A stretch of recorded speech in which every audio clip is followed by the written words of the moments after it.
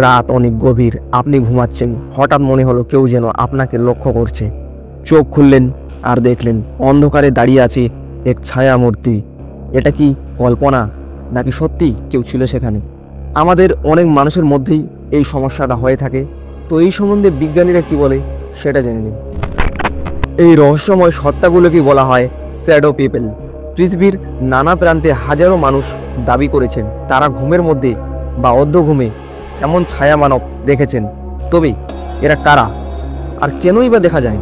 বিজ্ঞানীরা বলেন এটি এক ধরনের নিউরোলজিক্যাল ঘটনা যার নাম স্লিপ প্যারালাইসিস। এই সময় শরীর ঘুমিয়ে থাকে কিন্তু মস্তিষ্ক জেগে থাকে, ফলে আপনি চোখ খোলা অথচ নড়তে পারেন না। আর তখনই অবচেতন মন তৈরি করে ভয়ঙ্কর কল্পনা। একজন বর্ণনা করেছেন, আমি ঘুমিয়েছিলাম, হঠাৎ বুঝলাম শরীর একদম নড়ছে না। তখন দেখি দরজার পাশে দাঁড়িয়ে আছে লম্বা এক কালো ছায়া। তার চোখ দুটো যেন জ্বলছিল আগুনের মতো।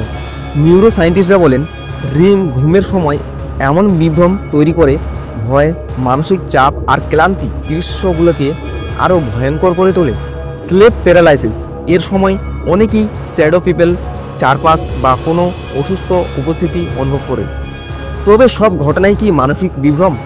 কারণ এমন কিছু ঘটনাও আছে যেখানে একই ছায়া দুইজন মানুষ একসাথে দেখছেন। তাহলে কি এটা কেবল মস্তিষ্কের খেলা নাকি সত্যি কেউ ছিল সেখানে?